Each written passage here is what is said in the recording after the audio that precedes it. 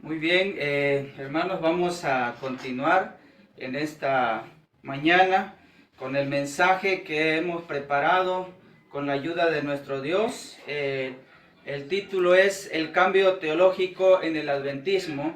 Es la segunda parte. Sábado pasado compartimos la primera y así que vamos a continuar. No sin antes, hermanos, ir de rodillas para tener una palabra de oración. Vamos a orar.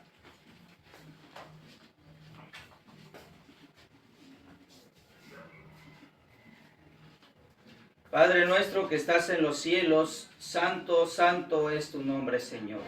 Gracias te damos por la oportunidad que nos das en este sábado de una vez más compartir el mensaje de verdad presente. Permítenos, querido Padre, hablar conforme a tu voluntad. Coloca las palabras adecuadas en nuestros labios para poder expresar, Señor, tu mensaje. Y que el Espíritu Santo haga una obra, Señor, de transformar nuestra vida. Que tu mensaje sea esa agua que pueda saciar nuestra sed, ese pan que pueda llenar nuestra hambre espiritual, Señor. Quédate con nosotros, utilízanos, querido Señor, limpia nuestra vida para que seamos dignos de pronunciar tu nombre en este día santo. En el nombre de Jesús te lo pedimos. Amén, Señor. Amén. Bueno, el mensaje que hemos de compartir en esta mañana lleva entonces por título el cambio teológico en el adventismo. ¿Sí? Veíamos el sábado pasado la situación que se presentó por allá los años 1955, cuando se dio este encuentro de adventistas con evangélicos, ¿sí? Para los que quieran escuchar parte de esto, allí en nuestras redes sociales oficiales hemos compartido el mensaje, la primera parte. Así que en esta mañana vamos a ver aquí algo muy importante. Ahí en pantalla les he puesto lo que en conclusiones llegaron para 1957. Se publicó el libro Preguntas sobre Doctrinas, en los cuales este acercamiento a los evangélicos y a los cuestionadores de nuestra fe llegaron a conclusiones que hoy en día las podemos ver plasmadas en estos libros, tanto el de Preguntas sobre Doctrina como lo que actualmente hoy en día el adventismo cree, ¿sí? Cree a través de 28 creencias. En la creencia, especialmente en la creencia número 24, allí a donde se encuentra entonces estas declaraciones que vamos a leer en esta mañana. Voy a hacer el espacio allí para que usted pueda ver mejor, ¿sí? Ahí está la conclusión que Preguntas sobre Doctrinas ha llegado y ha plasmado oficialmente. Dice allí ese libro en la página 298. Dice allí: por lo tanto, cuando alguien oye a un adventista decir o lee en libros adventistas, aún dice en los escritos de Elena G. de White, que Cristo está haciendo expiación ahora, debería entenderse que lo que queremos decir es sencillamente, ¿sí?, que ahora Cristo está aplicando los beneficios de la expiación sacrificial que se hizo en la cruz vean lo que concluye entonces este encuentro que se da, ¿sí?, por allí de el año 1955 y plasmado entonces para ese tiempo en 1957. Entonces, la palabra de Dios manifestaba a través del apóstol Pablo. Muchas cosas extrañas comenzarían a pasar dentro de el adventismo. Los vientos de doctrinas, la apostasía se iba a hacer presente. Ahora, estas conclusiones que se dieron y oficialmente se plasmaron en 1957, diciendo que la obra de expiación entonces había dado su cumplimiento y que ahora lo que Cristo hace simplemente son beneficios de esa obra expiatoria completada. ¿Cómo reafirmamos esta posición? Pues allí en la creencia número 24, leemos ahí lo que está en pantalla, dice que en la cruz la pena que merecía el pecado de la humanidad fue plenamente pagada. La justicia divina se mostró satisfecha, donde de una perspectiva legal el mundo fue restaurado al favor de Dios. Y noten lo que hemos subrayado allí, ¿sí? La expiación, dice allí este libro, creencia número 24, página 351, en la edición que compartimos allí mismo, entonces en pantalla, dice este libro: la expiación o reconciliación se completó, dice allí, en la cruz. Esta declaración resulta sumamente interesante. ¿Por qué, hermanos? Y sigo leyendo. Tal como lo predecían los sacrificios, y el pecador penitente puede confiar en esta obra, y escuche con atención la última parte que subrayamos allí, esta obra que nuestro Señor completó. La palabra de Dios no se ha equivocado, ¿sí? Pues la palabra de Dios nos decía que en los últimos tiempos se iba a padecer de la verdadera doctrina. E iba a haber comezón de escuchar cosas nuevas.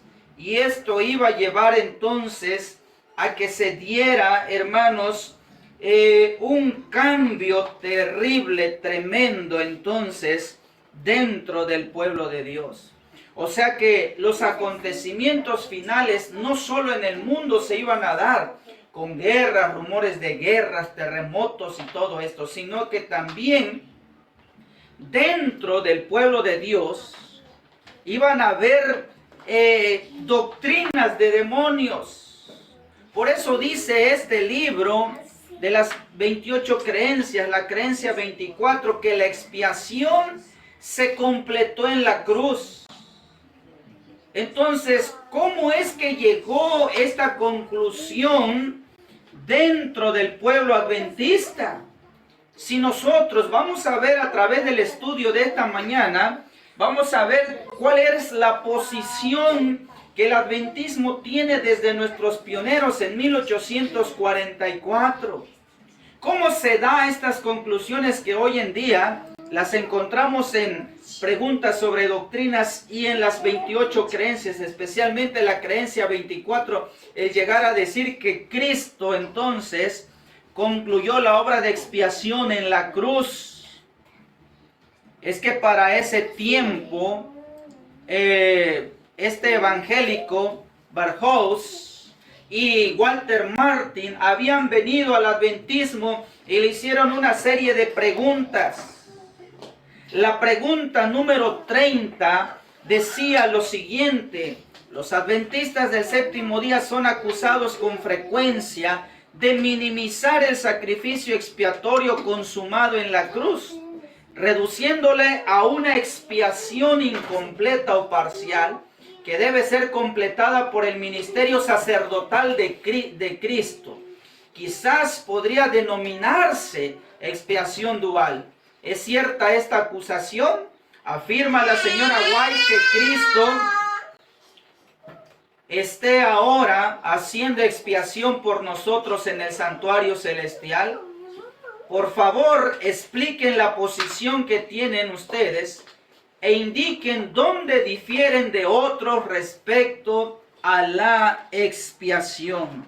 Noten qué pregunta tan directa y contundente de los evangélicos hacia los adventistas de aquel tiempo. Los evangélicos creen, queridos hermanos, si alguien de los que nos escucha en esta mañana ha tenido la oportunidad de predicarles o platicar con algún evangélico, algún pentecostal, entonces ellos tienen una posición de que en la cruz se terminó todo. Y las bases que ellos utilizan sacando de contexto van y toman el libro de Colosenses capítulo 2 versículos 14 al 16. Vamos a ir a lo que dice allá en el libro de Colosenses. Allí el apóstol Pablo hace una mención sobre algunas cosas. Y hemos tenido la oportunidad personalmente de hablar con algunos evangélicos por acá donde nosotros nos encontramos. Y es una de las citas bíblicas que a los evangélicos les encanta utilizar para echar entonces abajo nuestra fe como adventistas. Voy a leer versículos 14 al 16. Cancelando el manuscrito de las ordenanzas que había contra nosotros, que nos era contrario, quitándola de en medio y clavándolo en la cruz, y despojando a los principados y a las potestades, los exhibió públicamente, triunfando sobre ellos en sí mismo. Por tanto, dice aquí, nadie os juzgue en comida o en bebida o respecto a los días de fiestas, de luna nueva o de sábados. Esta cita o esta posición entonces toman los evangélicos, y una de esas entonces traía este doctor Barthouse y Walter Martin cuando se presentan ante los adventistas. Porque los adventistas creemos que la obra de expiación continúa en el cielo a partir del cumplimiento de la profecía de Daniel 8:14. Los evangélicos tienen una oposición que en la cruz ha quedado clavado todo, incluso el santo sábado, y que hoy vivimos bajo la gracia y podemos pecar y vivir porque la gracia es más grande cada vez más. No hay pecado que rebase la gracia y no hay necesidad de hacer otra cosa más que vivir bajo esa falsa gracia. Es por eso que a raíz de esta pregunta, la pregunta número 30, al platicar con estos evangélicos, queridos hermanos, se llevó a la conclusión de cambiar la posición adventista, y hoy en día entonces, hermanos, lo tenemos bien diferente la posición que Dios nos ha dado en la creencia número 24. Si esto fuera correcto, si Cristo hubiese terminado la expiación allá en la cruz, entonces, ¿sí?, ¿a dónde queda nuestra fe, nuestro pilar central de Daniel 8:14? Conflicto de los siglos. Dice claramente que es nuestro pilar central. La palabra del Señor entonces nos menciona, ¿sí?, queridos hermanos, vamos a estudiar con la ayuda de nuestro Dios en esta mañana, ¿sí?, ¿qué es lo que entonces nosotros creemos respecto a nuestra fe? ¿Sí? Y vamos a ir a la Escritura. Primeramente vamos al libro de Hebreos, capítulo 8, versículo 1.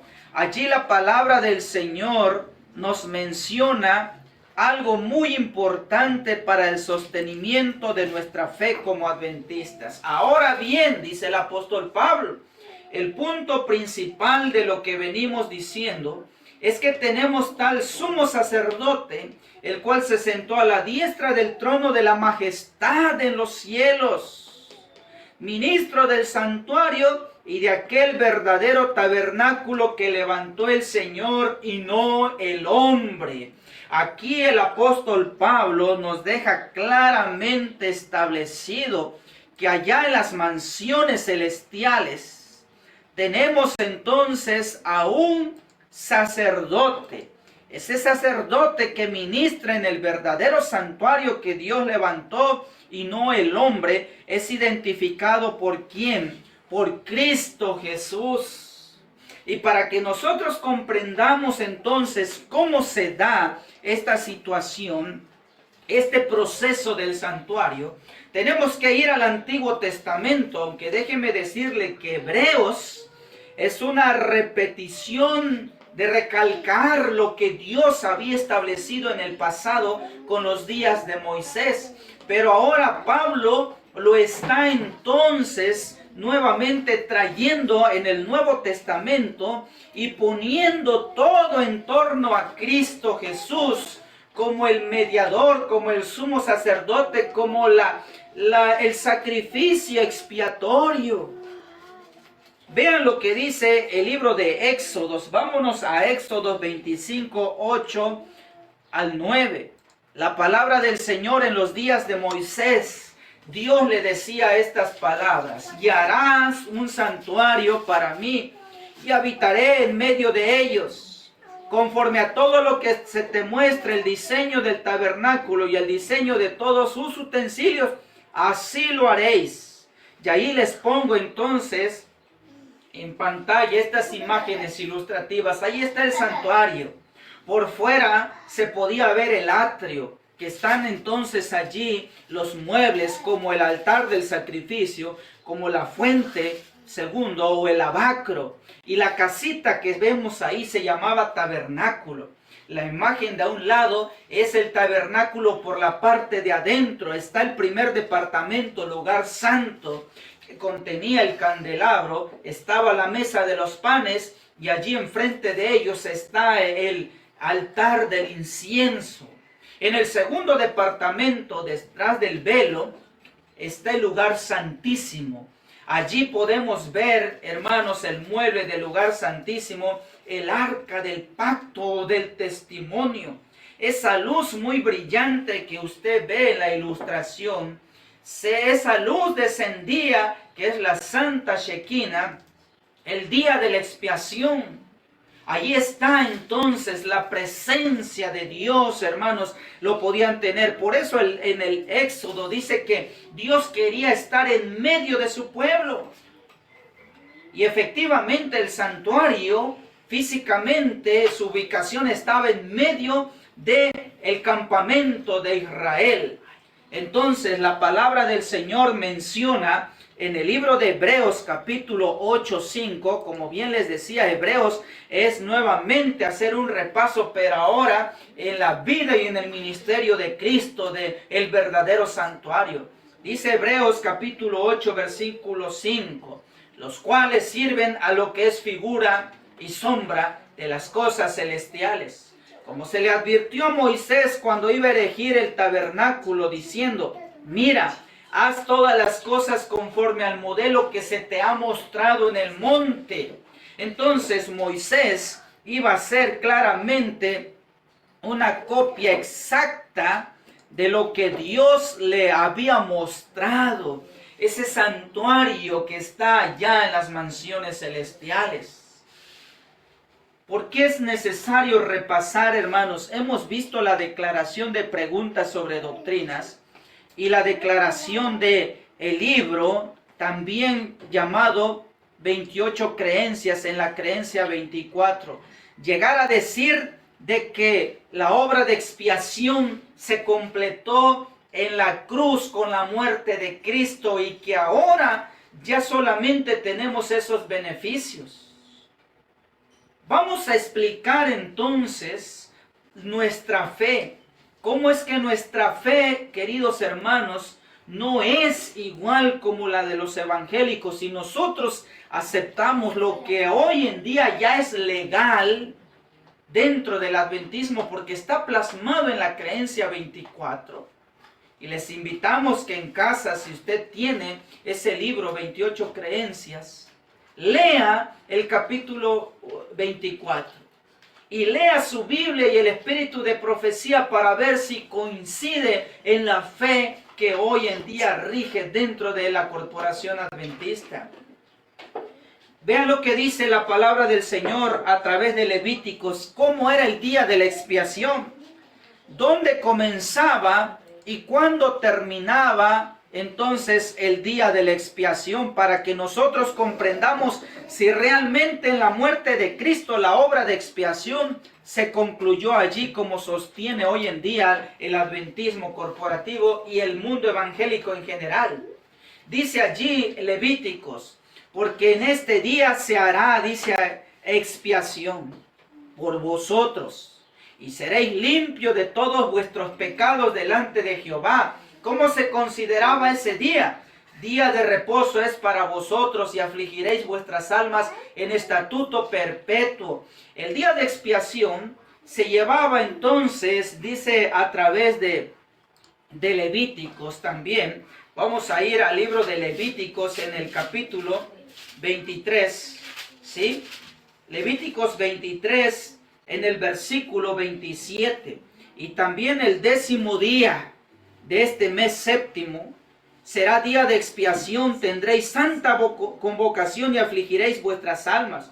Ofreceréis ofrenda encendida a Jehová. O sea que en el mes séptimo, el día 10 de este mes, no precisamente caía entonces en un séptimo día literal semanal, pero como era un día especial se llamaba un día de reposo, porque evitaban de trabajos, no iban a hacer sus actividades cotidianas, sino que se concentraban en torno al santuario y todo el sacrificio, todo lo que llevaba ese día, por eso se llamaba reposo, aunque no precisamente era un séptimo día semanal.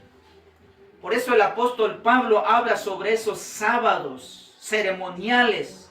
Quedaron clavados en la cruz. Eso sí quedó clavado en la cruz, porque hoy en día ya nos sacrificamos animales para perdón de pecados. Hoy en día ya no nos convocamos para un día de expiación y hacer todos esos sacrificios terrenalmente.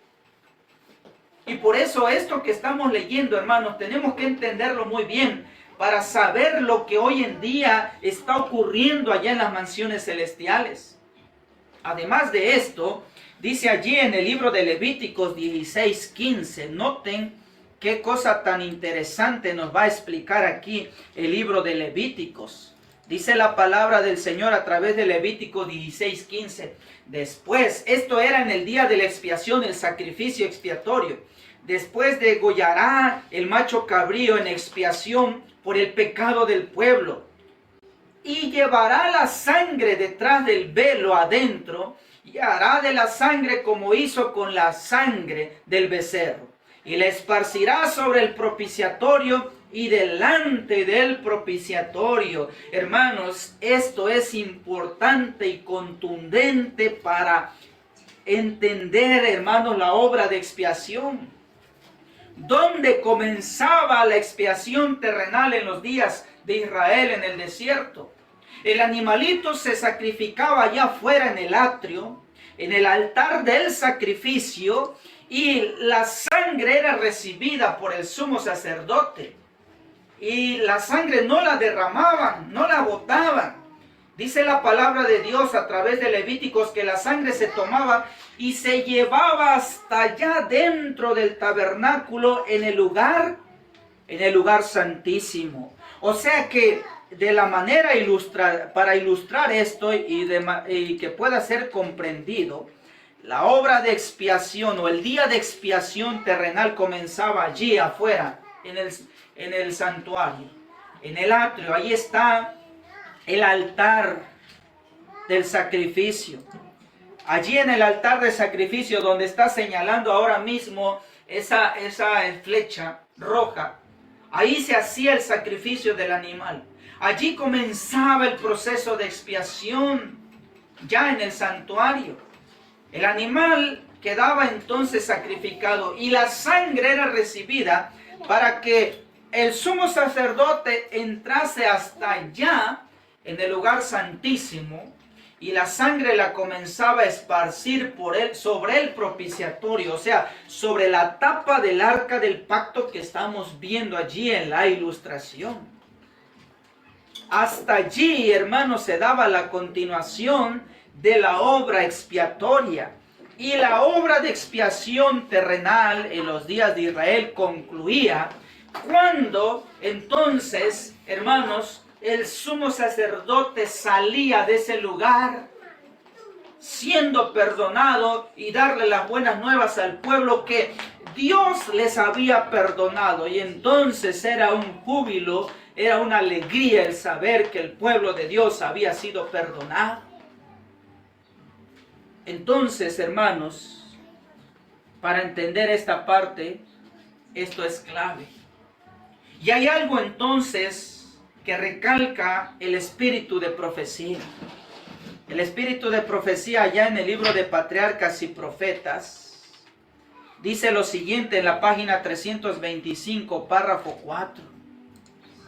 Aunque la sangre de Cristo habría de librar al pecador arrepentido de la condenación de la ley, escuchen con atención lo que está en amarillo. No anulaba el pecado. Entonces, ¿qué ocurre, hermanos? Con la muerte de nuestro Señor Jesús, cuando nosotros venimos y le pedimos perdón a nuestro Dios por nuestras faltas, por nuestros pecados, dice la palabra del Señor que nuestros pecados hoy en día todavía no han sido anulados. Por eso cuando leemos en el libro de Daniel 7, se encuentra el anciano de días, el gran juez, y hay libros a donde se registra nuestras iniquidades, nuestros pecados. Entonces dice esta cita, hermanos, en contexto con Daniel 7, que no se anula el pecado. Este queda registrado en el santuario. ¿Hasta qué tiempo va a estar allí? Hasta la expiación final. Así en el símbolo la sangre de la víctima quitaba el pecado del arrepentido, pero quedaba en el santuario hasta el día de la expiación. O sea que todo el año venían los israelitas, traían su sacrificio por el pecado que habían cometido. Pero los pecados, la falta de los israelitas quedaba grabado allí en el santuario. Por eso era necesario que un día al año se realizara la obra de expiación final para que esos pecados fueran borrados completamente. Entonces lo mismo ocurre ahora mismo. En el año 31 Cristo murió en esta tierra. Derramó su sangre preciosa por todo el mundo en la cruz del Calvario. Eso fue solamente el sacrificio expiatorio. Pero nuestros pecados todavía están grabados, hermanos, allá en los cielos. Y por eso es necesario que se lleve la obra de expiación final. Y cuando ahora sí Cristo salga de ese lugar, cuando la gracia de Dios sea terminada, entonces ahora sí podemos cantar con victoria el vencimiento al pecado, algo que la teología actual no cree, ¿sí? No cree, hermanos. ¿Por qué? Porque echan por tierra el tema del santuario, especialmente sobre la obra de expiación. Y además de esto, hermanos, todas esas doctrinas de demonios que han entrado hoy en día, vean lo que dice Conflicto de los Siglos, una cita que viene a aclarar lo que estamos entonces exponiendo. La palabra de Dios a través de Conflicto de los Siglos menciona estas dos citas que vamos a leer, son contundentes. En el sistema típico, ¿sí?, que era la sombra del sacrificio y del sacerdocio de Cristo, o sea, lo que hacían aquí en la tierra, la purificación del santuario era, dice, el último servicio efectuado por el sumo sacerdote en el ciclo anual de su ministerio. Era el acto final de la obra de expiación, una remoción o apartamiento del pecado de Israel. Prefiguraba, escuchen esta parte, prefiguraba la obra final en el ministerio de nuestro sumo sacerdote en el cielo, en el acto de borrar los pecados de su pueblo que están consignados en los libros celestiales. Ahí está, más claro no puede ser. Este servicio envuelve una obra de investigación, una obra de juicio y precede inmediatamente a la venida de Cristo, hermanos, en las nubes de los cielos, con gran poder y gloria. Por eso cuando nuestro Señor Jesús aparezca en las nubes de los cielos, Él no viene a perdonar pecados, Él no viene a quitar nuestros pecados. Esta obra se debió de haber hecho, hermanos, en el tiempo que Él ahora está en el lugar santísimo, terminando la obra de expiación. Entonces lo que se adentró en el adventismo en 1957 y que ahora se cree en la creencia 24 de los adventistas, hermanos, ha sido una obra contundente de Satanás de derribar nuestro pilar central que tenemos como adventistas del séptimo día. Y escuchen entonces esta otra cita que leemos también ahí mismo en Conflicto de los Siglos. Fue abierto el templo de Dios, dicen, ¿dónde? En el cielo. Y fue vista, ¿sí?, el arca de su pacto, Apocalipsis 11:19. El arca del pacto de Dios está en el lugar santísimo, en el segundo departamento del santuario, en el servicio del tabernáculo terrenal que servía de mera representación y sombra de las cosas celestiales. Este departamento solo se abría en el gran día de las expiaciones para la purificación del santuario.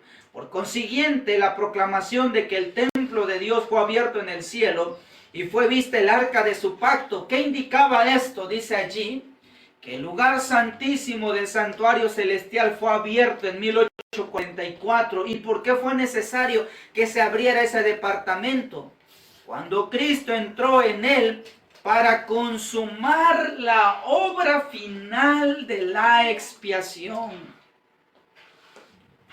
Esto es el verdadero sentido, hermanos, de que Cristo entonces ha entrado al lugar santísimo, el segundo departamento del santuario allá en el cielo, para efectuar la obra o consumar la obra final de la expiación. ¿Por qué se le conoce para terminar la obra final de la expiación? Porque Él la comenzó con su muerte aquí en la tierra, en la cruz, pero eso fue únicamente el sacrificio expiatorio, no la expiación final como hoy en día entonces se está creyendo, hermanos. Esto realmente es preocupante, lo que ha pasado con nuestra doctrina principal.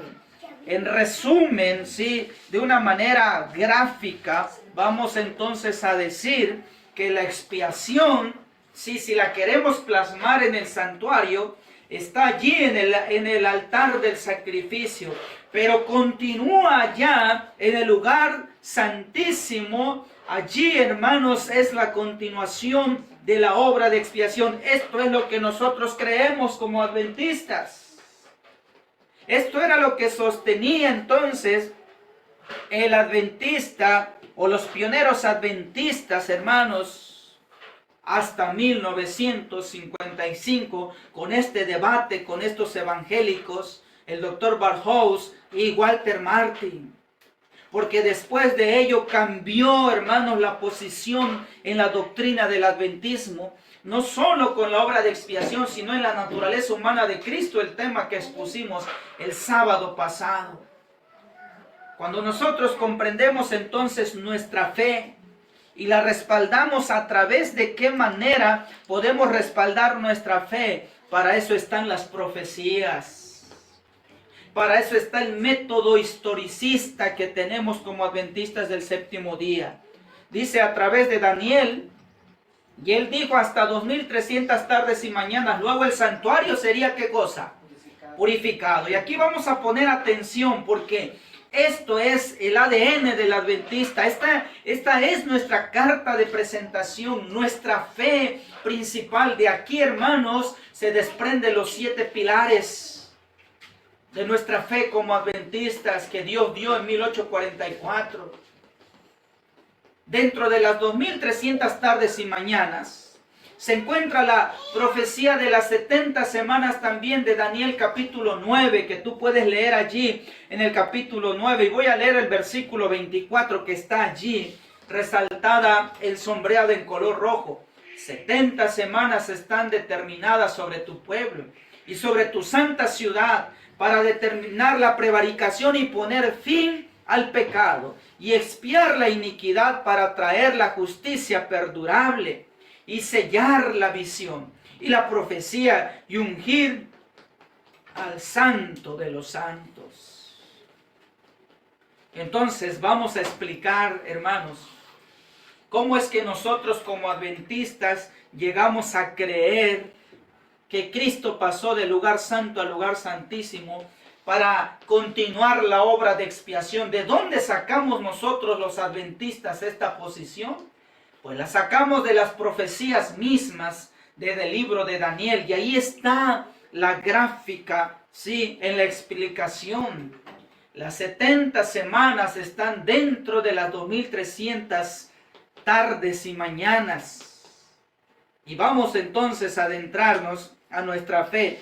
Para poner las bases tenemos que entender primeramente que un día está compuesta por una tarde y una mañana, según Génesis 1:5. Y llamó Dios a la luz día, y las tinieblas llamó noche, y fue la tarde y la mañana, ¿qué cosa? Un día, ¿sí? Ahora, en profecía nosotros comprendemos como adventistas que un día equivale entonces a un año. ¿Por qué equivale a un año, queridos hermanos? ¿De dónde sacamos la posición o la idea los adventistas de que un día en profecía equivale a un año? Pues ahí tenemos 3 citas contundentes. Números 14:34.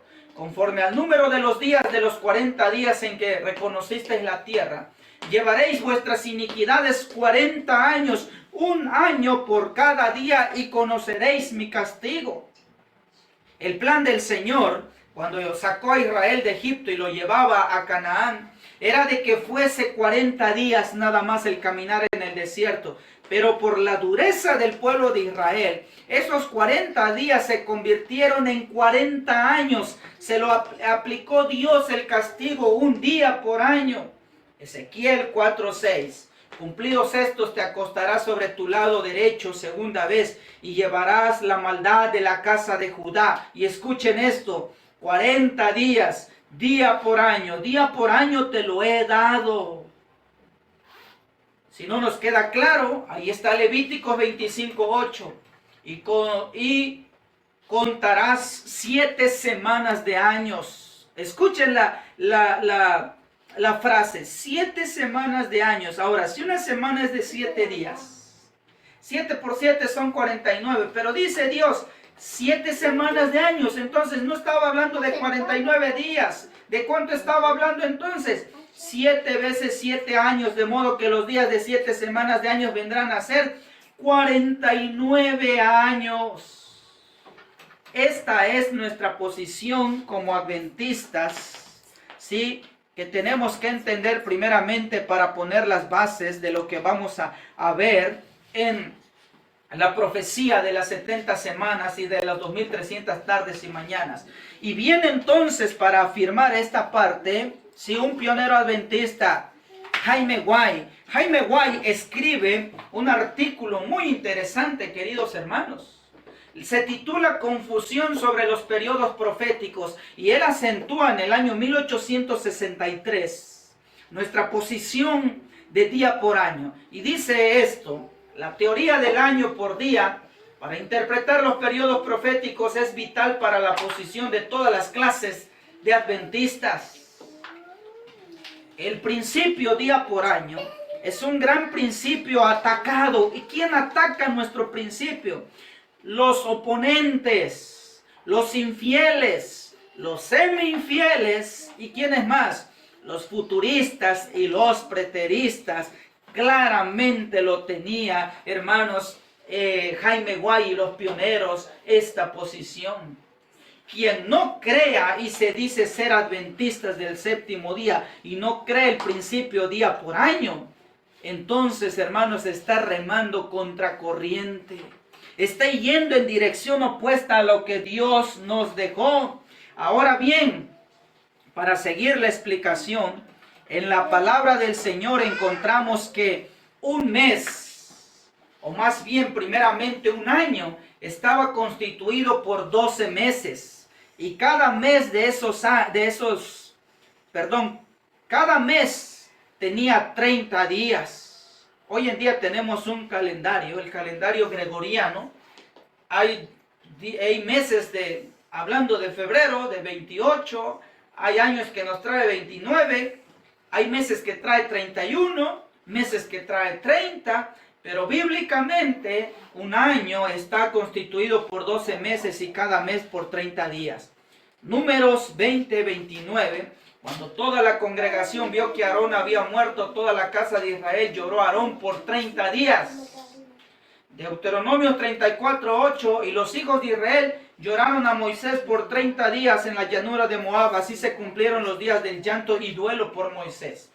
Primera de Reyes 4:7, Salomón tenía 12 oficiales sobre todo Israel, los cuales abastecía el rey a su casa. Cada uno tenía que hacerlo un mes en el año. Ahí está clarificándonos la palabra de Dios, cómo está constituido un año bíblicamente. Entonces, llegamos a la gráfica nueva, las 70 semanas, que ahora nos quedan 70, y es un día, pues, hablando de 4, 90, también dice Daniel 8, hasta mañana. Hablando de, si no, 2000, sí, para cada uno de nosotros sobre esta creación bíblica. Entonces,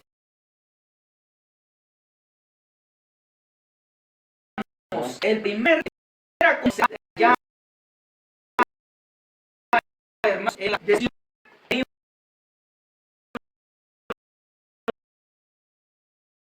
de esas es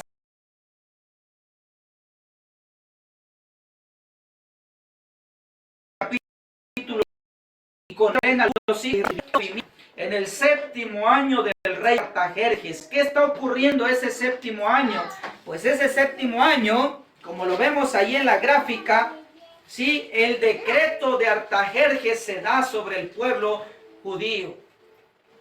Se le da entonces la instrucción que iban a ser libres nuevamente después de haber estado como esclavos con Babilonia y después con los medos y los persas. Entonces ahora viene el rey Artajerjes y da un decreto de liberación para el pueblo de Dios. Cuando se da esto, dice el profeta Esdras que esto se da en el séptimo año del rey Artajerjes, del gobierno del rey Artajerjes. Entonces, ¿cuándo es en el tiempo, hermanos? ¿Cuándo es esta declaración? Vamos a ver lo que dice entonces el pionero adventista, ¿sí? John N. Andrews, hermanos, uno de los destacados pioneros adventistas, hace un estudio profundo sobre esto, ¿sí? Y vamos a leer lo que dice también la Review and Herald el 2 de marzo de 1850. Las 70 semanas comienzan con la salida del decreto para restaurar Jerusalén. No hubo ningún decreto entre el séptimo y el 20º año de Artajerjes, o sea que en este periodo gobernó Artajerjes. 490 años comenzando desde el séptimo, tiene que comenzar entonces en el año 457 antes de Cristo y terminaba en el año 34 después de Cristo. Entonces, esto es el gobierno del rey Artajerjes. Recuerde usted, ¿sí?, que los historiadores o los que ven la línea del tiempo, ¿sí?, llegó el momento en que ellos dividen antes de Cristo y después de Cristo. Y los años antes de Cristo se manejan de mayor a menor, ¿sí? Entonces, dice esta cita de la Review and Herald, que este decreto de Artajerjes tuvo que haberse dado en el año 457 antes de Cristo. ¿Cómo se respalda esto? Pues en el estudio profundo que hace J.N. Andrews, ¿sí?, sobre las 2300 tardes y mañanas, escribe lo siguiente el pionero adventista. Las 70 semanas tienen que tener una fecha que coincida con un decreto para restaurar Jerusalén. Solo 2 eventos son nombrados en el reino de Artajerjes para el comienzo de esas semanas. Uno es el decreto del 7º año de su reinado y el otro es del 20º año. De uno de estos tiene que ser los cálculos, los 490 años. Entonces, hermanos, dice aquí, como su reinado comenzó en el 464 al 463, su 7º año tiene que haber sido entre el 458 y 457. Y su 20º año entre el 445 y 444 antes de Cristo. Ahora vean, hermanos, la exposición de Andrews, qué interesante. Si las 70 semanas son calculadas a partir de la primera fecha, no pueden terminar más allá del año 34 después de Cristo. Y si calculamos desde la última fecha, no puede haber terminado antes del año 46 o 47 después de Cristo. Impresionante lo que llegaban entonces a entender los pioneros adventistas, hermanos. Hombres que dedicaban tiempo al estudio, hombres que no se dejaban guiar, hermanos, por lo que otras personas decían. Iban a la historia. Realmente, hermanos, nuestra posición como adventistas para interpretar profecía es historicista. Hoy en día está entrando una grande influencia, sí, de futurismo para interpretar las profecías de Daniel, los 1260, los 1335, los 1290 de Daniel capítulo 12 y sacar de contexto nuestra posición. Pero aquí está, hermanos, lo que estamos leyendo bajo un escrito está. Aunque estos hombres, sí, muchos no los consideran, hermanos, inspirados, sí, como Elena de White, pero estos hombres, hermanos, estaban defendiendo la fe hombro a hombro con la sierva del Señor, y en ningún momento vemos que la sierva del Señor contradiga a lo que en este caso Andrews ha expuesto. Y la palabra del Señor entonces nos dice a través de Daniel que el decreto, ¿sí?, el decreto había salido, pero no inmediatamente iban a regresar a casa. ¿Por qué? Porque la ciudad había quedado destruida y había que reconstruirla. Por eso del decreto, hermanos, a la ciudad en condiciones para recibir al pueblo de Dios, tú puedes leer la profecía completa desde el versículo 24 al versículo 27 de Daniel capítulo 9. Del decreto a la reconstrucción de Jerusalén, tuvieron que pasar 7 semanas, dice la palabra de Dios. Sabe pues y entiende que desde la salida de la orden para restaurar y edificar Jerusalén hasta el Mesías príncipe, primero habrá 7 semanas. Y 62 semanas se volverá a edificar la plaza y el muro de los tiempos. O sea que cuando sale el decreto, tuvieron que pasar 49 años para que la ciudad de Jerusalén estuviera en condiciones para recibir nuevamente al pueblo de Dios. Quizás los que les tocó escuchar que iban a regresar a casa, ya ni les tocó vivir esa parte. Pero tuvieron que pasar 49 años.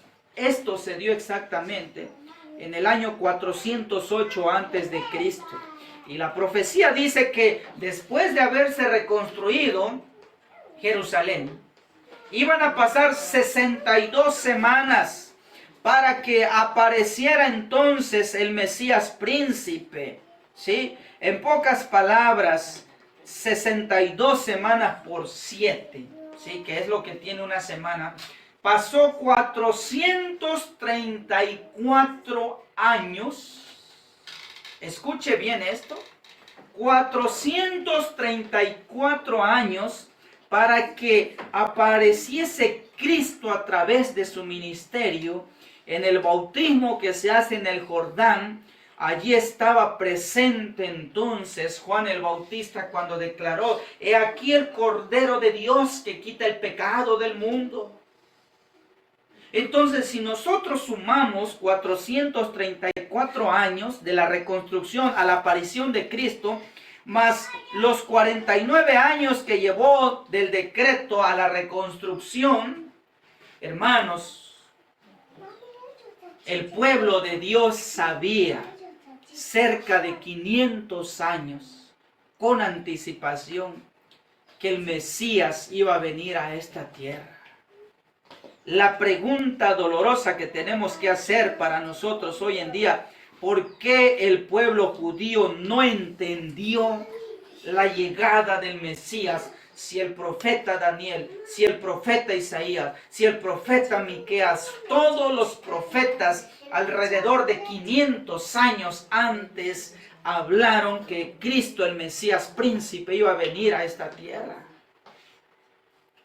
Lamentablemente el pueblo de Dios no conoció la visita de Cristo Jesús.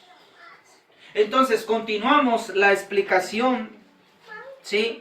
Para que nosotros saquemos los tiempos, voy a ponerle allí en una línea, ¿sí? Los años, ¿sí? Dentro de esa línea del tiempo no se coloca un año cero como tal, o sea, el año cero no existe. Para que saquemos bien nuestras cuentas, del 457 a 1844, hermanos, tiene que salirnos exactamente 2300 años. Ahora, vamos al tercer punto, allá donde la aparición de Cristo. ¿Lo registra la palabra de Dios? Claro que lo registra. Mateo capítulo 3, versículos 16. ¿Qué dice la palabra de Dios? Y Jesús, después que fue bautizado, subió luego del agua. Y aquí los cielos fueron abiertos. ¿Y qué ocurrió allí en la escena? Vio al Espíritu de Dios que descendía como paloma, ¿sí? Y se posó entonces, descendió como paloma y venía sobre él. Y ahí es a donde se escuchan las palabras impresionantes de la declaración del Padre, decir que ahí estaba el Hijo de Dios, apareciendo, hermanos, oficialmente en su ministerio, ¿sí? De Cristo Jesús en el año 27 de nuestra era. Pero la profecía menciona, hermanos, que las 70 semanas o los 490 años, los últimos 7 años, iban a pasar cosas interesantes. La explicación de la profecía dice en Daniel 9:27, y por otra semana confirmará el pacto con muchos. A la mitad de la semana hará cesar el sacrificio y la ofrenda. Después, con la muchedumbre de las abominaciones vendrá el desolador, hasta que venga la consumación y lo que está determinado se derrame sobre el consolador. O sea que una semana más o 7 años más después del bautismo de Cristo, A la mitad del bautismo de Cristo, hermanos, se iba a dar entonces el sacrificio expiatorio que venimos explicando. ¿Cuándo se da esto? Deseado de todas las gentes, página 200, en el párrafo 1.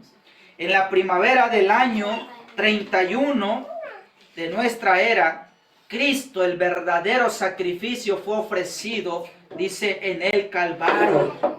¿Y qué ocurrió, hermanos? Entonces el velo del templo se rasgó en dos, demostrando que el significado y el carácter sagrado del ritual de los sacrificios había terminado. Ahora aquí vamos a comprender, hermanos, claramente qué es lo que se concluyó en la cruz, a lo que leímos hace un momento con el apóstol Pablo en el libro de Colosenses. ¿Qué es lo que realmente quedó concluida en la cruz? Y no la obra de expiación como hoy en día, hermanos, se cree. Todos los sacrificios, los ritos en torno, hermanos, ¿sí?, al perdón de los pecados. Esas lunas nuevas, hoy en día ya no celebramos lunas nuevas.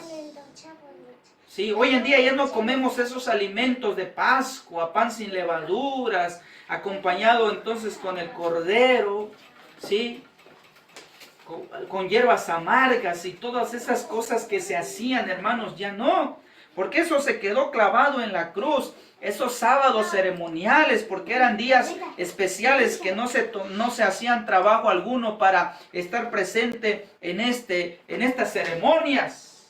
Eso es lo que realmente ha quedado concluida en la cruz. Pero la obra de expiación tenía que continuar, y lo vamos a ver a continuación, porque la explicación sigue. Y dice entonces allí, en el siguiente punto, la muerte de Cristo se dio en el año 31, pero se concluía ese tiempo con el siguiente desenlace. Hechos capítulo 7, 58, y echándole fuera de la ciudad, estamos hablando de Esteban, le apedrearon y los testigos pusieron su ropa a los pies de un joven que se llamaba Saulo. ¿Qué provocó esto? En Hechos capítulo 8, versículo 1, y Saulo consentía en su muerte. En aquel día hubo una gran persecución contra la iglesia que estaba en Jerusalén, y todos fueron esparcidos por las tierras de Judea y de Samaria, salvo los apóstoles. Entonces comienza el mensaje a quienes, el mensaje a los gentiles. Ya nuestro Dios le había dado tiempo suficiente a Israel para su arrepentimiento y nunca quiso. 490 años. Y ellos mismos cerraron, hermanos, el tiempo para ellos con la muerte de Esteban. Y ahora entonces el evangelio iba para los gentiles. Una ocasión vino entonces Pedro y le preguntó a Cristo. Voy a leer Mateo 18, versículos 21 y 22. Entonces Pedro, viniendo a él, dijo: Señor, ¿cuántas veces perdonaré a mi hermano que pecare contra mí? ¿Hasta 7? Porque eso era la tradición del pueblo judío. Para perdonar a una persona tenías entonces el tiempo de 7 ocasiones. Y Jesús le dijo: no te digo hasta 7, sino aún hasta 70 veces 7. 70 veces 7. Dios toleró al pueblo judío 490 años, 70 semanas. Hermanos, llegó el fin del pueblo judío. En el año 34 mataron a Esteban. Y por consiguiente, hermanos, la gracia para ellos se terminó. Lamentablemente ellos fueron destruidos, ¿sí?, en el año 70 por el ejército romano comandados por Tito. Fue una destrucción terrible. Ahora, hermanos, del año 34 al año 1844, que creemos que es la conclusión de las 2300 tardes y mañanas, o los 2300 años, quedaba un espacio de tiempo de 1810 años hasta que se cumpliera la entrada de Cristo al lugar santísimo. Vamos a ver entonces cuál es nuestra posición como de los pioneros que Daniel 8:14 registra. Y él dijo hasta 2300 tardes y mañanas. Luego el santuario será, dice, purificado. Los pioneros tuvieron que ir al calendario entonces, sí, bíblico, para sacar las cuentas. Y allí en esta ilustración, hermanos, está la comparación del calendario que nos rige hoy en día con el calendario entonces hebreo, ¿sí? Sobre todo entonces el calendario caraíta, que es el más confiable. Y ahí se llegó a la conclusión que las 2300 tardes y mañanas terminaban para nuestro calendario que nos rige el 22 de octubre de 1844. Y ese día entonces, hermanos, primeramente, como se conoce, el movimiento adventista creía que Cristo venía por segunda vez. Se dio el gran chasco. Pero los adventistas que soportaron, hermanos, este chasco, al estudiar nuevamente la palabra de Dios, se llegó a la conclusión que no es que Cristo iba a venir a esta tierra por segunda vez, sino que tenía que terminar la obra de expiación allá en el cielo, pasar al segundo departamento del tabernáculo en el santuario celestial. Y hoy Cristo está, hermanos, obrando, ¿sí?, la expiación entonces final. Por eso leemos en el libro de Primera de Juan, capítulo 2, versículo 1, hijitos míos, estas cosas os escribo para que no pequéis.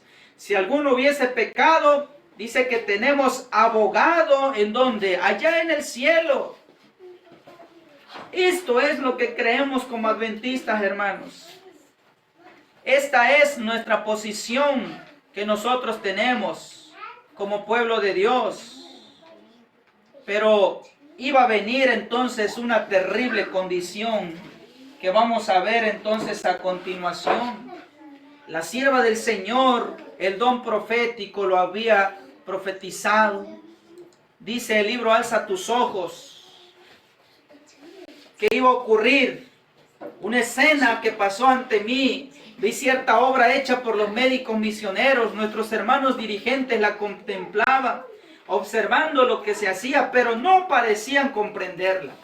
¿Qué estaba ocurriendo? El fundamento de nuestra fe, que fue establecida con tanta oración, con tan fervoroso escudriñamiento de las Escrituras, estaba siendo demolida columna tras columna. Nuestra fe iba a quedar sin fundamento sobre el cual apoyarse. Se eliminó, dice el santuario. Se eliminó, dice, la expiación. Y la palabra del Señor, hermanos, es claro al profetizar lo que iba entonces a ocurrir. A tal punto que Satanás iba a meter la idea entre el pueblo de Dios. Vean lo que dice ahí en letras rojas. El enemigo presentará falsas doctrinas tales como la doctrina de que no existe un santuario.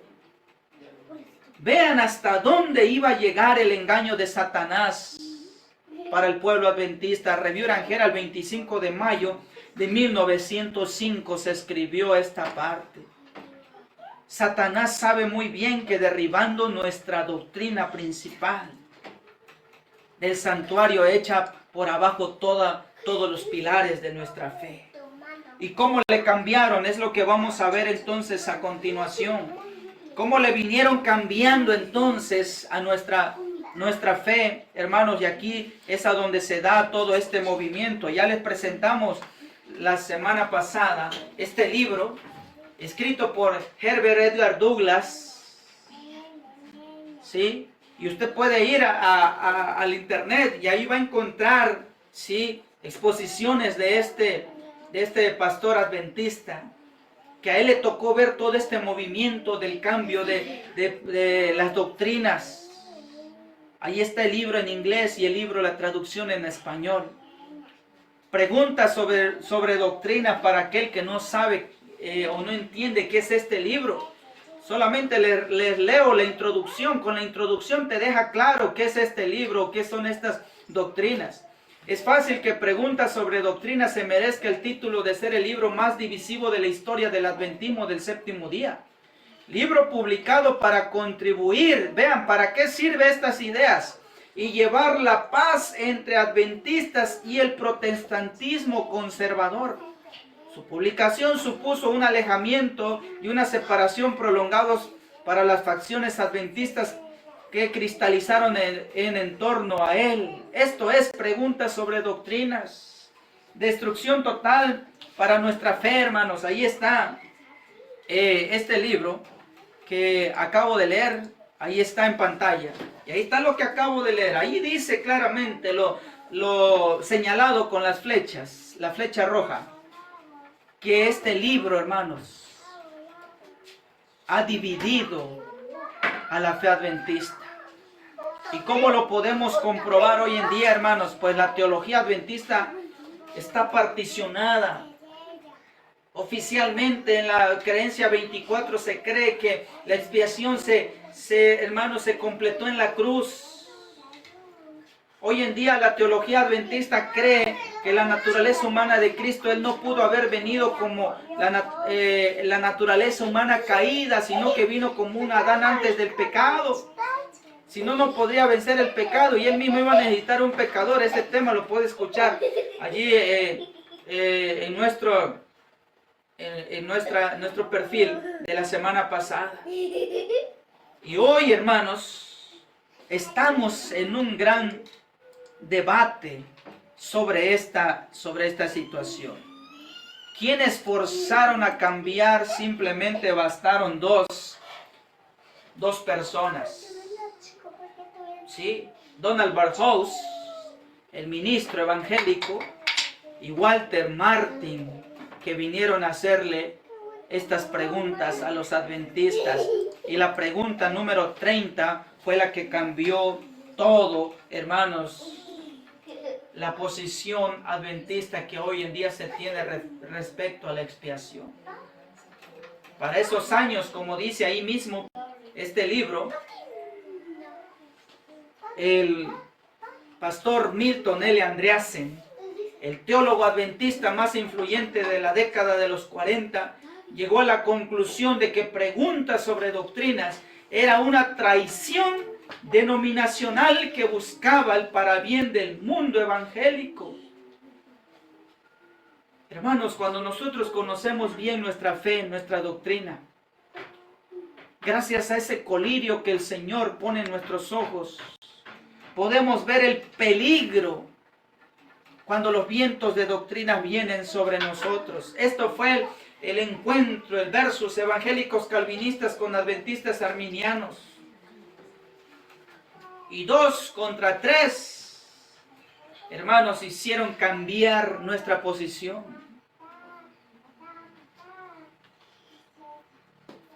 Ellos concluyeron de que en la cruz, o si lo quieres traer en gráfica al santuario, en el altar del sacrificio, ahí se consumó la expiación, y que hoy en día simplemente hay beneficios allá en el cielo, pero de esa obra que se consumó en la cruz.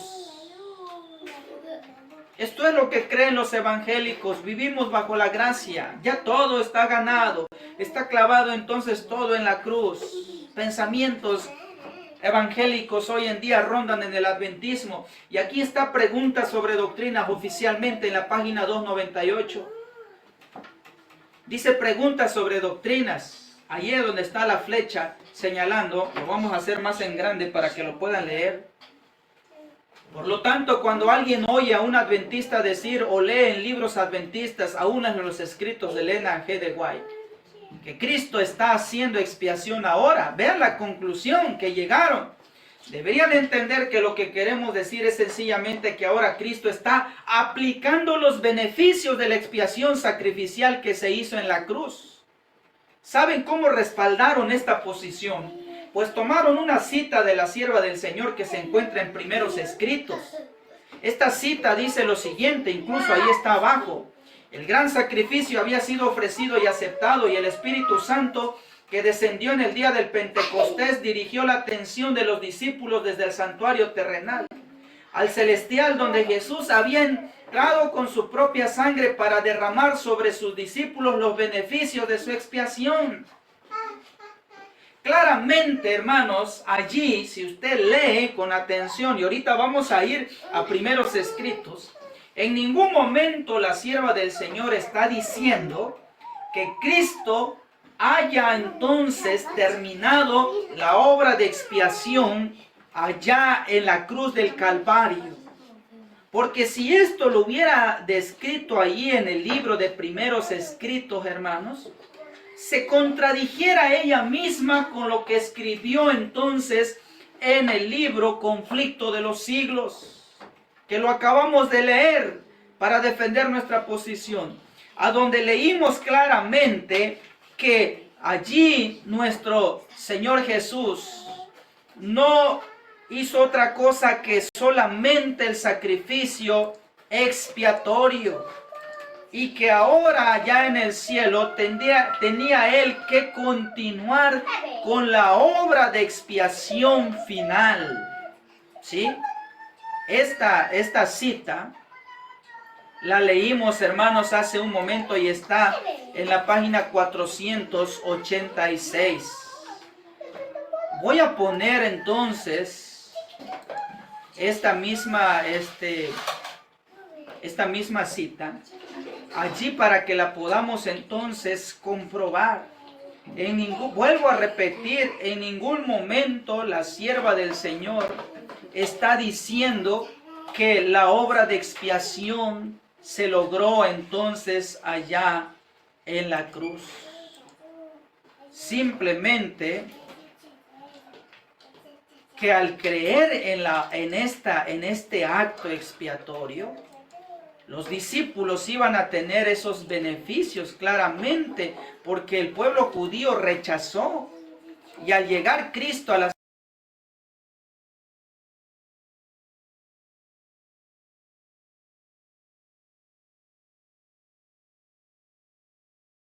tener entonces beneficios que los judíos no alcanzaron a comprender.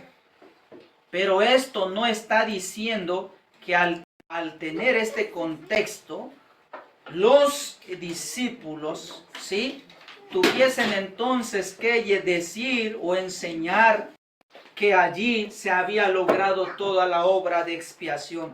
Noten lo que dice allí, entonces, Primeros Escritos, página 259 a la 260, la puedes leer, y ahí está señalado.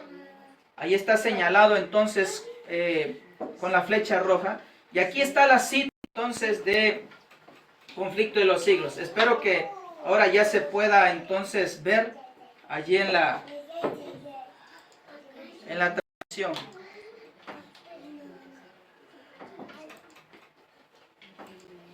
Ahí está la cita anterior y ahí está entonces Conflicto de los Siglos.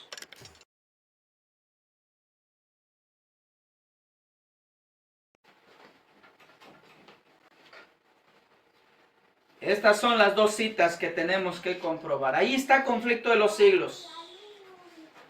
Lo que está subrayado indica que el lugar santísimo del santuario celestial fue abierto en 1844 cuando Cristo entró en él para consumar la obra final de expiación. ¿Sí? En ningún momento, hermanos, la sierva del Señor se ha de contradecir, porque creemos por fe que esto es palabra inspirada del Señor. Y ahí está lo que expone el libro de Preguntas sobre Doctrinas. En base a esta conclusión, es lo que hoy en día entonces se lee, ¿sí?, en la creencia número 24. Ahora, en resumen entonces dice Preguntas sobre Doctrinas. Todo se logró en la cruz. Lo demás son beneficios de su sacrificio.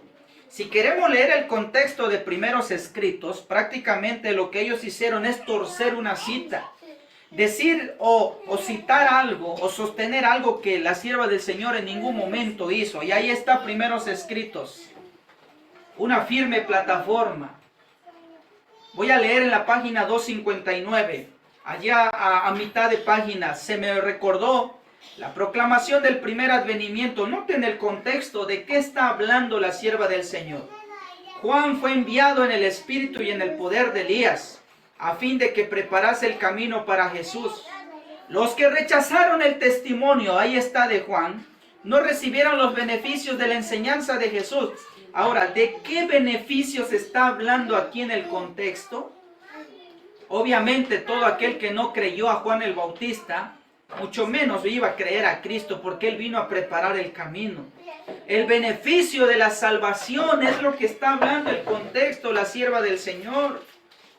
Su opción al mensaje, que había predicho la venida de Él, los colocó donde no les era fácil recibir las evidencias más categóricas de que era el Mesías. Satanás indujo, dice aquí, a aquellos que habían rechazado el mensaje de Juan a que fuesen aún más lejos, a saber, que rechazasen y crucificasen a Cristo.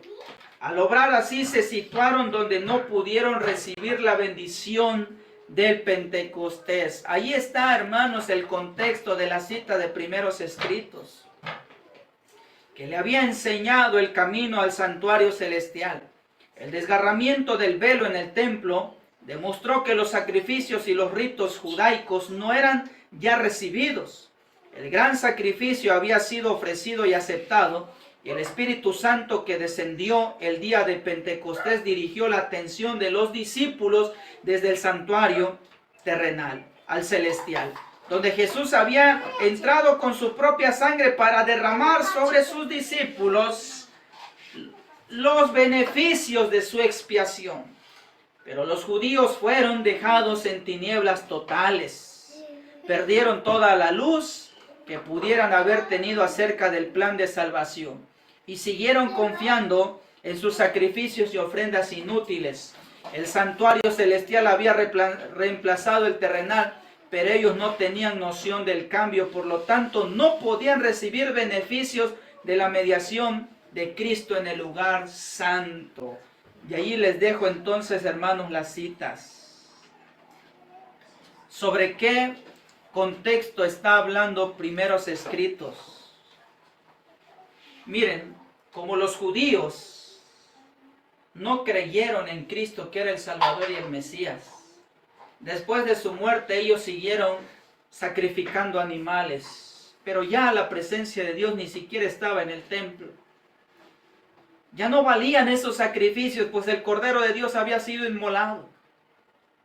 Entonces solo los cristianos, los discípulos, quienes aceptaron a Cristo Jesús, podían recibir los beneficios de su sacrificio expiatorio, porque ahora ellos ya no iban al templo a llevar su animal en sacrificio. ¿Ya para qué? Si ya Cristo había muerto por sus pecados. Esto es el contexto de Primeros Escritos. La sierva del Señor en ningún momento está diciendo que la expiación se logró en la cruz y ya tenemos entonces solamente beneficios allá. No, Conflicto de los Siglos dice que la expiación ha de continuar a partir de 1844. Pero esta gente que ha torcido la verdad, que ha engañado, hermanos, al adventismo, que hoy en día, hermanos, esto es lo que se cree. Vinieron entonces a tomar parte de lo que no es. Y aquí nuevamente están las citas del libro Primeros Escritos. Usted mismo puede leerlo en casa.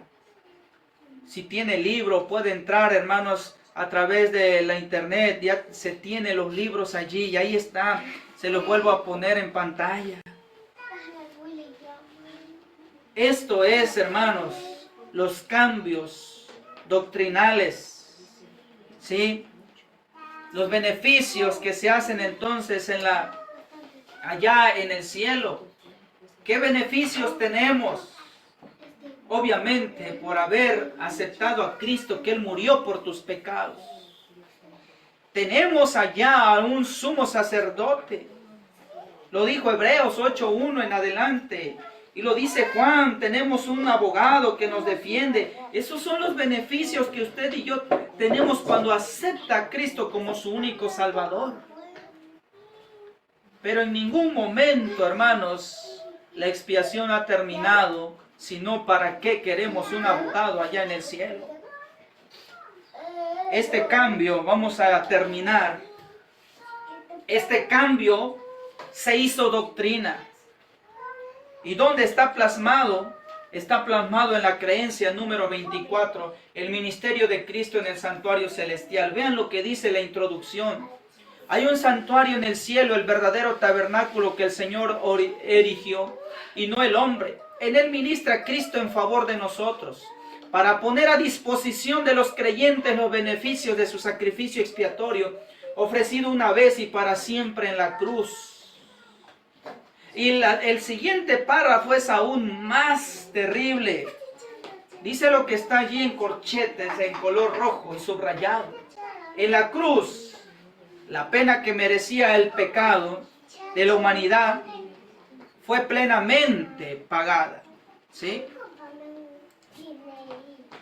Ahí está, creo que no lo estaba viendo, una disculpa, pero ahí está, ¿sí? Lo que dice la creencia número 24. Dice esta parte, ¿sí? Lo que está ahí subrayada. En la cruz, la pena que merecía el pecado de la humanidad fue plenamente pagada. La justicia divina se mostró satisfecha. Desde una perspectiva legal, el mundo fue restaurado a favor de Dios. Y citan Romanos 5:18. Pero lo que viene a continuación, realmente, hermanos, es terrible. La expiación o reconciliación se completó en la cruz, tal como lo predecía los sacrificios, y el pecador penitente puede confiar en esa obra de nuestro Señor, que nuestro Señor completó. Hermanos, si nosotros creemos esta creencia 24, dejamos de ser adventistas del séptimo día y nos volvemos en adventistas evangélicos.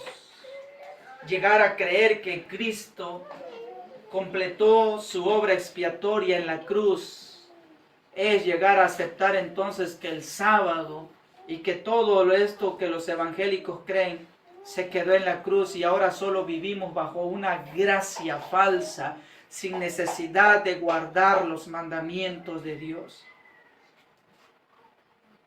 Entonces se contradice lo inspirado con lo de teología humana, con filosofías huecas. Ahí está la comparación del conflicto de los siglos con el libro 28 creencias, creencia 24, página 351 en esta edición que les muestro en pantalla. Conflicto de los siglos dice que en 1844 Cristo entró en él para consumar la obra final de expiación. La creencia 24 dice que en la cruz se completó la expiación. Entonces, hermanos, cuando este cambio se dio, por eso decía Milton L. Andreasen, con estos cambios están destruyendo los pilares de la fe adventista. Y aquí dejo entonces esta comparación para que nosotros, hermanos, bajo un escrito está, bajo ese colirio que el testigo fiel está dispuesto a poner en nuestros ojos, hagamos como los bereanos, vayamos nosotros mismos, investiguemos con la ayuda y el poder del Espíritu Santo, y estemos convencidos en lo que nosotros creemos. O estamos siendo ciegos, guía de otros ciegos. O estamos siendo ciegos, guiados por teólogos ciegos que han cambiado entonces nuestra fe. en nuestra experiencia personal, tuvimos nosotros que conseguir estos libros, porque cuando escuchamos, hermanos, este mensaje, dijimos, no puede ser cierto esto. Somos adventistas de nacimiento y nosotros creemos que Cristo sí pasó al lugar santísimo, pero solamente ya quedó entredicho, porque legalmente, hermanos, está plasmado otras cosas. Tenemos lo que escribió Milton L. Andreasen ahí en pantalla. Este pastor sufrió mucho cuando los cambios entonces se dieron en el adventismo. Y Milton L. Andreasen escribió entonces esta parte interesante que podemos ver allí en la pantalla. Dice esta carta: yo soy un adventista del séptimo día y yo amo este mensaje que he predicado por tanto tiempo. Sufro profundamente cuando veo que los pilares fundamentales están siendo destruidos. La verdad bendita que ha hecho de nosotros lo que somos está siendo abandonado. Esto escribió Milton L. Andreasen cuando él vio, hermanos, los acontecimientos que se daban con estos cambios de preguntas sobre doctrinas, y que hoy está entonces basado las creencias adventistas con este terrible cambio. Entonces, ¿qué es lo que nos queda a nosotros creer? ¿Creer filosofías humanas o creer lo que escrito está? Lo que la palabra de Dios y el conflicto de los siglos nos dice, o lo que la teología hoy en día actual está entonces sosteniendo, hermanos. Esto es parte del mensaje que ha de darse entonces para este último tiempo. Que Dios pueda bendecirnos y que Dios nos siga ayudando para poder sostener esta verdad que ha costado, hermanos, tanto, ha costado tanto a través de los pioneros y a través de las edades pasadas que han sostenido la verdad. Muy bien, vamos a ir de rodillas para tener la palabra de oración. Vamos a orar.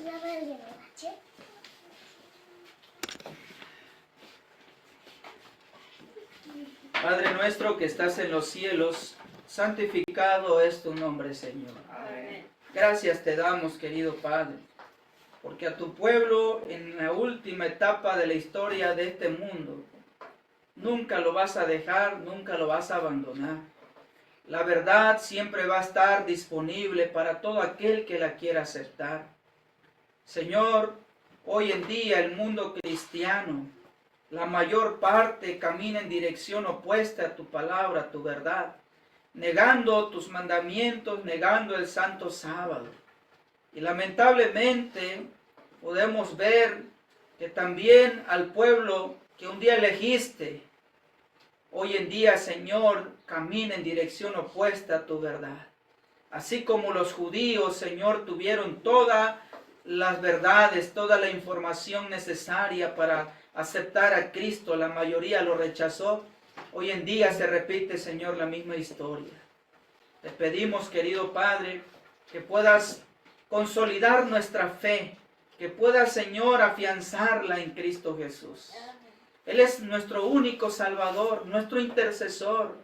Creemos que hoy en día está como un abogado allá en el cielo, que pide, Señor, por nosotros cuando nosotros venimos arrepentidos y abandonamos nuestros pecados. Hoy, querido Padre, estamos en un proceso de refinación de nuestro carácter, en un proceso de santificación para el abandono total del pecado. Por favor, no nos dejes solo en esta lucha, necesitamos de tu ayuda. El enemigo, Señor, en cada momento viene en contra de nosotros para destruirnos. Pero, Señor, confianza tenemos en aquel que es el ángel de Jehová que nos defiende. Bendice pues, Señor, a todos aquellos aquel que quiera, Señor, venir a Cristo Jesús y pueda aceptar estas verdades. Que este mensaje sea de gran bendición para todos aquellos. Todas estas cosas te las pedimos en el nombre de Cristo Jesús, que para Él es la honra y la gloria por los siglos de los siglos. Amén, Señor.